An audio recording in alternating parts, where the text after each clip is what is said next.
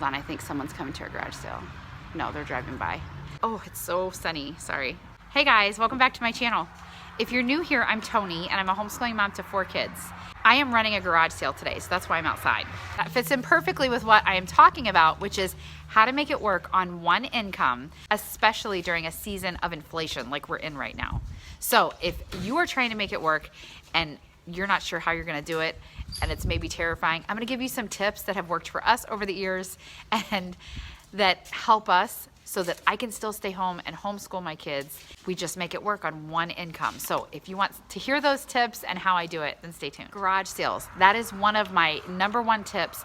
I know not every place in the country probably have garage sales, but they're huge in our area. But if you live in an area where garage sales are big, that is the way to go to find clothes for your kids, to find toys, to find household items, to find furniture, all kinds of stuff, homeschool stuff. If you live in an area where there's a lot of homeschool items, you can find stuff at garage sales. So definitely shop garage sales. That will help you save tons on money, and it's fun to do. The second thing is to shop thrift stores. That probably doesn't surprise any of you guys who have followed me for any time at all.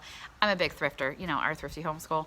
So I love thrifting, but I have found some amazing deals at thrift stores. You can find name brand clothes, you can find things for your house, things for your kids, things for yourself, pretty much anything you can find at some good thrift stores. So just go find those good thrift stores and shop around and be patient. Now shop smart.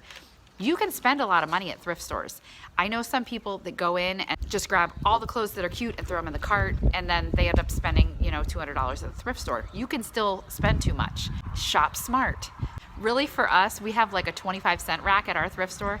We hit that first. We always hit that first to see what we can find on the 25-cent rack. And then usually we will try to look at the colors that are on sale. Sometimes certain stores will have like all the blue tags are 50% off. The green tags are, you know, $1 or whatever it is. You don't have to even pay full price at a thrift store. So just keep that in mind, because I know some of the stores like Goodwill and things like that, their prices have really raised. And if you're not buying what's on sale, sometimes you're still gonna pay as much as you would at a regular store. So shop smart. Shop clearance. I've done a video on this before. Shop clearance. It's so great, and you can get brand new stuff. I'm gonna show you what this thing that I'm writing all my notes in here. This super cute book I've shown before. This is a Happy Planner notebook. I've bought the refill paper. I got this notebook on super cheap for clearance. I got all this refill paper on clearance, and I use this daily with all my lists and keeping track of my calendar and all kinds of stuff. And I got all this stuff on clearance. So shop clearance at pretty much any store. I mean, even Home Depot has clearance. But wherever you shop, look for those orange tags. Your mind will get used to it, and that's all you're gonna look for. Hobby Lobby, you know, Walmart has a good clearance section too. So even like regular stores that maybe their prices aren't that bad, shop clearance. Kohl's has good clearance. I mean, really everywhere has clearance. I did a clearance video with my daughter where we shopped the Kohl's clearance and the Walmart clearance. I'll link that above, but that was a great way to just see what you can find, because you really can find great stuff. Speaking of clearance, shop for your school supplies after the back to school sale. Now you can get some stuff at the back to school sale, but if you wait until after the back to school sale, they buy too much, and then, you know, there's like 9,000 boxes of crayons and they don't sell them all. So instead of paying 50 cents a box, you might pay 25 cents a box. So if you just wait until after like the kids go back to school and buy your stuff, then you can save a lot of money and you can get stuff for super cheap, like binders and notebooks and things like that. Like instead of paying, you know, $4 or $5 a piece, you can get them for like $2. So that is really, really smart. And if there's stuff that you really need and you're afraid they're not gonna have, you know, go ahead and get it when you need it. But there's definitely shop the clearance after the back to school sale is over. So another huge tip that will help you be able to stay home on one income and really make it stretch. And the reason this one came to my mind was because at Bible study the other day, one of the ladies said she went to this one store and chicken was like $7.99 a pound. $7.99 a pound. And we're used to, you know, like $1.99 a pound, $2 or whatever. $7.99 a pound? Like, you might be in an area where, or you might have gone to a store where it was that much, or maybe it's, you know, $5 a pound. It's crazy. And it's hard to find chicken too right now.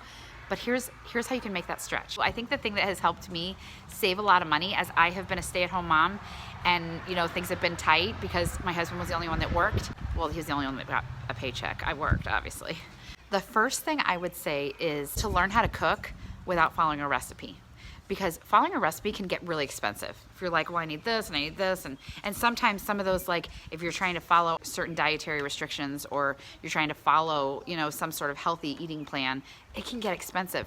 But if you're in a crunch of money and you're trying to save money, then learn how to just be like Emerald and just dump stuff together and, what does he say? Bang? Or being, or I don't know what he says. Anyway, learn how to just mix stuff together. That is my favorite way to cook. And the cool thing about it is you're using what's in your pantry. So if you open your fridge and you're like, okay, well, all I have left is broccoli. I've got to make something with broccoli. You don't need to look up a recipe with broccoli. Mix it together. Okay, I've got sausage, I've got broccoli. Mix that together. Sausage is one of the most versatile things because it's already flavored, and mix it with a vegetable and there's your dinner. I'm gonna show you something that I got. Recently, I went to our Bent and Dent store, which is another great way to save money. I don't know if you guys have Bent and Dent stores, but they have food for super cheap. Well, I went to our Bent and Dent store and they had this huge like display of these Cajun pinto beans. Never seen them before. They were 65 cents a can. And there were a ton of them. So I'm like, I have no idea what those would taste like, but you know, beans are a good staple. I'll just get them and try them. And I dumped them together with some jasmine rice. I made jasmine rice. I heated up the pinto beans, mixed them together on a night where I had forgotten to thaw meat, and that's all we had. It was so good. All my kids loved it. My son hates beans and he loved these because they're just flavored really yummy. I've also used these and mixed with rice and put like sausage or like turkey sausage in it. And it is such a good, super easy meal. And you know, this can was 60 cents. I only used one can for our family of 6. I used maybe 2 cups of rice.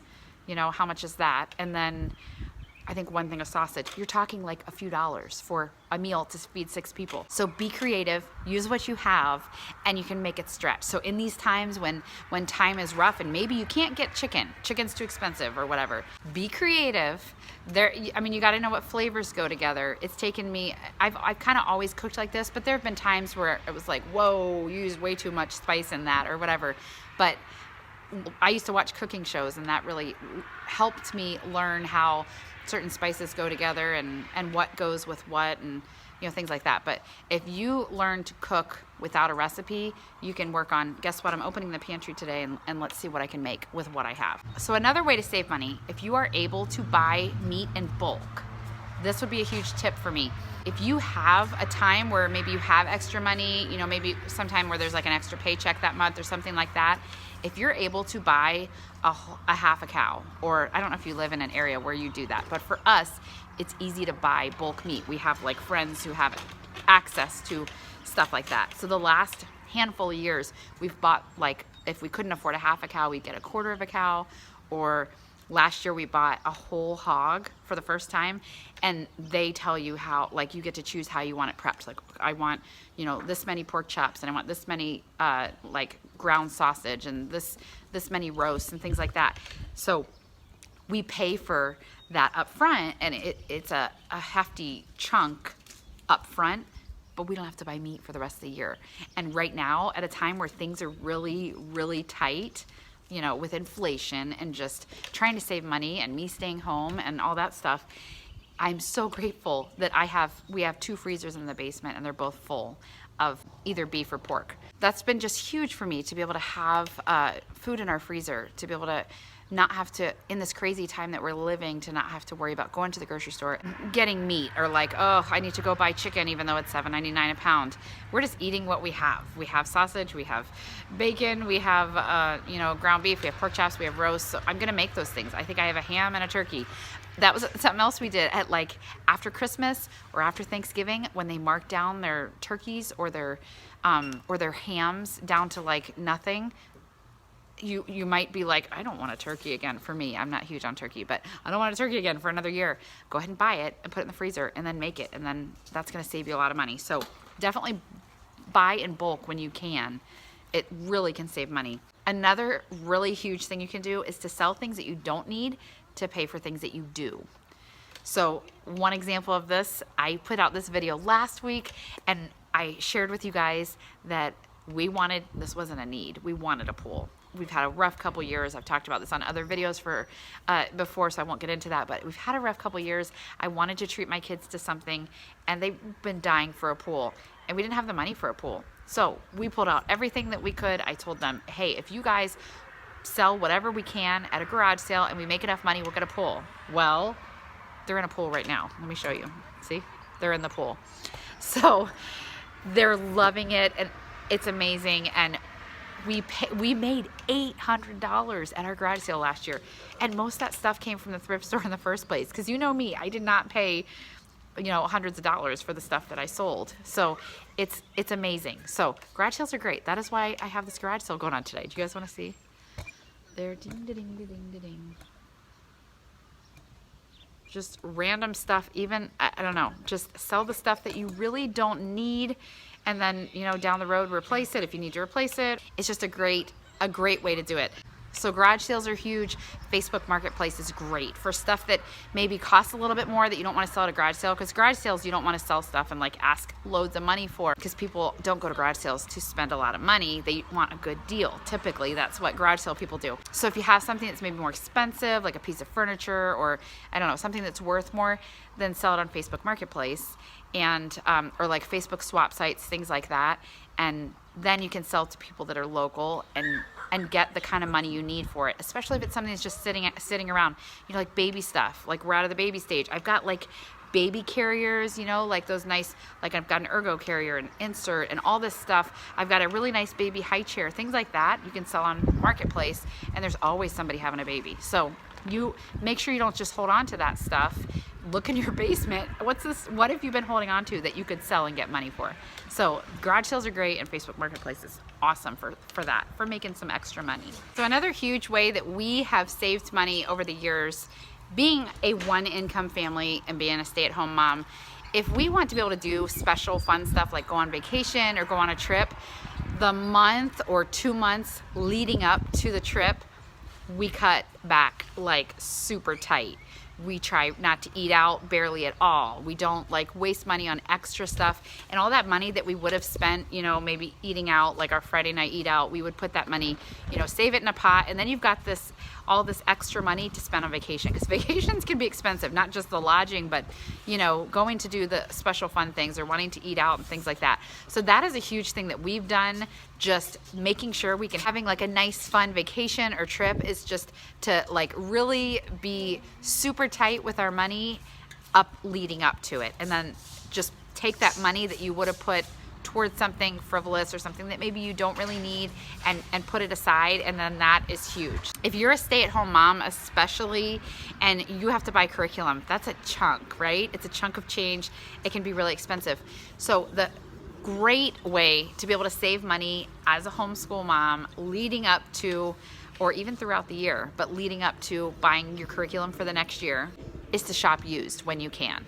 I'm talking about Facebook, going on these used, like a specific curriculum site. Like if you're looking for something like My Father's World or Heart of Dakota or Apologia, whatever the curriculum is, if you're looking for something like that, there's almost always a used Apologia site, or used, My Father's World, or whatever it is.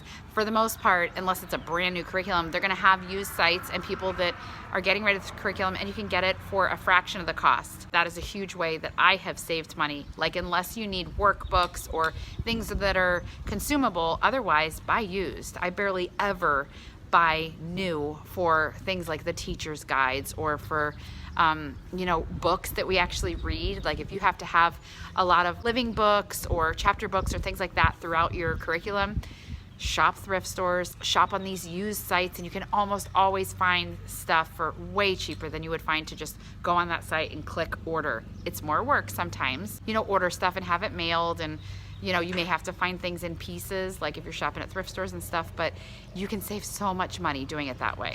Thrift stores is another huge place that you can save money on curriculum. Now, I know not all thrift stores have tons of curriculum, but we happen to live in an area where you can always find curriculum in thrift stores. And if you are in a super tight year, then use what you already have in your house. If it's a really, really tight year, see if you can borrow from a friend. If you swap curriculum and have them write their name in it and you give it back at the end of the year, have your kids take good care of it, you can easily do that. So that is a great, just a great way to kind of barter, you know, help each other out. If you're in a tight year and they're in a tight year and you don't have money for new curriculum, see what you can do. There's also free curriculum online. I have not used any of these, but I know a lot of people, pretty sure Khan Academy is one. I'll link them below, but there's a couple free curriculum sites that you can really do all your curriculum online. I think Easy Peasy Online Homeschool or something, and I know there's a couple others like that. I can't speak for the quality of the curriculum, but I know there are things out there and you can really make anything work. In a super tight season, don't feel like you have to have the best of the best. Just make it work with what you have. If you are in a tight season or just trying to survive on one income and trying to stay afloat while all the prices are raising, you know, gas prices and food prices and all kinds of stuff, do your best to cut where you can. Use some of these tips that I've shared with you today and see if you can try to contribute to the family, even if it's not bringing money in. By saving, you're bringing money in, because that money that would have had to go towards you spending it on this or whatever, if you can cut costs, certain places, it's just like you're contributing to the family just as much as bringing in money you would with a job. So these are just great tips that have helped me over the years. I've been a stay-at-home mom and a homeschool mom for 8 years, and I've been a stay-at-home mom for 13 years with 4 kids now, and we've always been able to make it work. And we're not loaded with money. We just make it work with what we have, with what God's given us, and we've never gone without. So those are my tips. I hope those are helpful for you. If you have any questions or if you have any other tips, please let me know in the comments. I love hearing from you guys. I hope this helped. Please give me a thumbs up if you like this video. Don't forget to subscribe so you don't miss any of my homeschool, thrifty, or motherhood content. And I will see you guys next week. Bye.